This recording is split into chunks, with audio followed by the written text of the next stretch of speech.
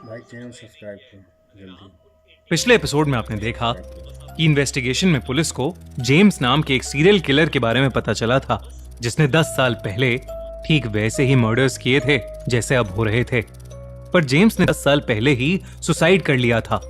दूसरी ओर एना को उसके पेरेंट्स एक चाइल्ड थेरेपिस्ट और साइकियाट्रिस्ट डॉक्टर रीटा के पास ले जाते हैं।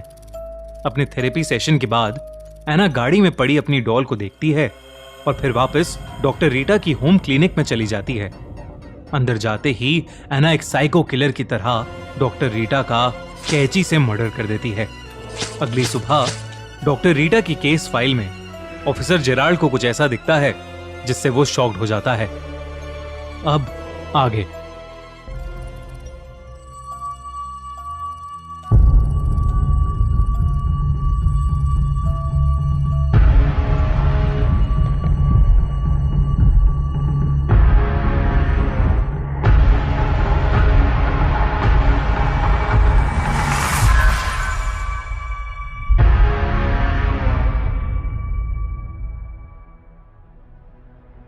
रॉबिन का मर्डर हुए पूरे 3 दिन बीत चुके थे, पर बेरिक टाउन का किलर अभी भी खुला घूम रहा था। लेकिन जब उस सुबह जेराल्ड ने डॉक्टर रीटा की केस फाइल में एना की मॉम मेगन स्टैनली का नाम पढ़ा तो उसे कुछ ऐसा पता चला जिससे शायद सब राज खुलने वाले थे। वो फौरन ही अपने एक ऑफिसर के साथ एना के घर के लिए निकल गया था। सर, आपने केस फाइल में ऐसा क्या देखा? और हम मेगन स्टैनली के घर क्यों जा रहे हैं? मेगन का इस सब से क्या लेना देना? कुछ देर और रुको, सब समझ आ जाएगा।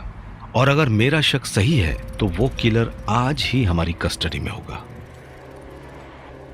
कुछ ही देर में जेराल्ड एना के घर पर पहुंच चुका था।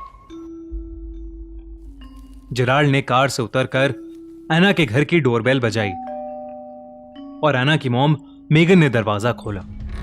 जी, आप? मैं सीनियर पुलिस इंस्पेक्टर जेराल्ड। आप ही मेगन स्टैनली हैं? हाँ, मैं ही मेगन हूँ। पर क्या हुआ officer? Is everything okay? बेरिक town में जो मर्डर्स हो रहे हैं उसके बारे में तो आप जानते ही होंगी। जी। उसी से रिलेटेड कुछ पूछताछ करनी थी। क्या मैं अंदर आ सकता हूं? इतना कहते ही जेराल्ड खुद ही घर के अंदर घुस गया। साथ में उसका एक ऑफिसर भी था। घर को इन्वेस्टिगेट करते हुए जेराल्ड के पहले सवाल शुरू हो गए थे। कल शाम आप कहां थी? हम लोग एक डॉक्टर के पास गए थे। हम कौन? मैं और मेरी बेटी। डॉक्टर रीटा के पास? फुल वीडियो देखिएगा। जी वो तो एक चाइल्ड थेरेपिस्ट हैं।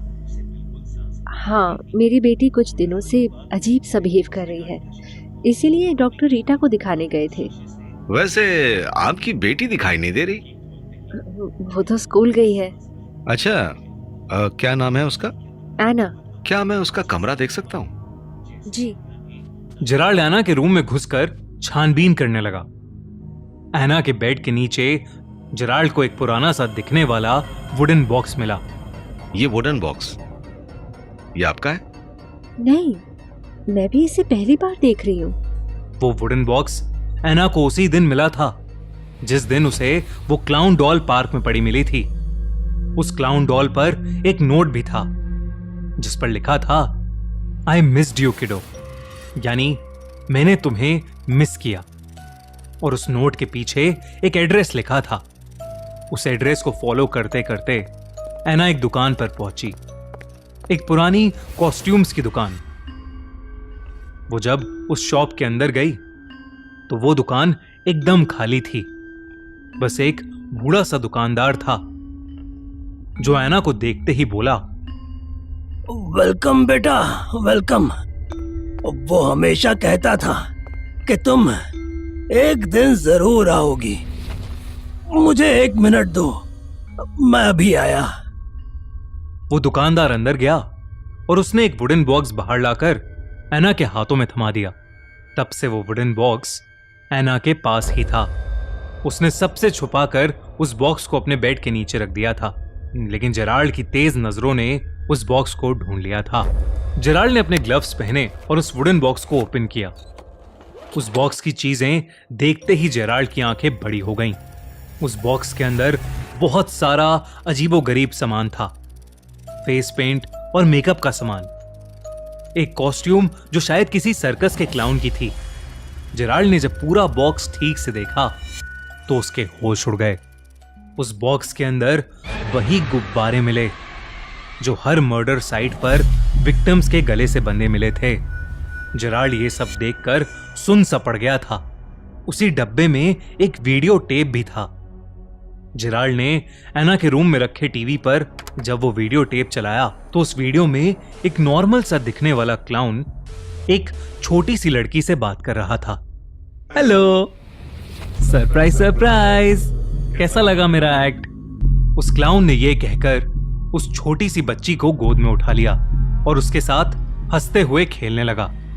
फिर जब उसने अपना मास्क उतारा तो उस मास्क के नीचे जेराल्ड को जेम्स का चेहरा दिखा, वही सीरियल किलर जिसने 10 साल पहले सुसाइड की थी। आप जेम्स को तो जानते ही होंगे। नहीं तो क्यों? ठीक आज से 10 साल पहले जेम्स नाम का एक सीरियल किलर पकड़ा गया था। जो मर्डर अभी हो रहे हैं वो भी बिल्कुल उसी तरह से लोगों के मर्डर्स करता था, पर उसने 10 साल पहले ही सुसाइड कर लिया था। पर ऑफिसर, आप ये सब मुझे क्यों बता रहे हैं? मेरा इन सब से क्या लेना देना? मुझे लगता है कि अब 10 साल के बाद मर्डर वो नहीं कर रहा है बल्कि आपकी बेटी कर रही है। What nonsense! ये क्या बोल रहे हैं आप? आई एम सॉरी, आपकी बेटी नहीं, जेम्स की बेटी। जेम्स की बेटी? ये कैसे पॉसिबल था? क्या एना स्टीव की बेटी नहीं थी? क्या एना वही छोटी लड़की थी जिसके साथ वीडियो में जेम्स खेल रहा था? क्या रिश्ता है मेगन का जेम्स से? जानने के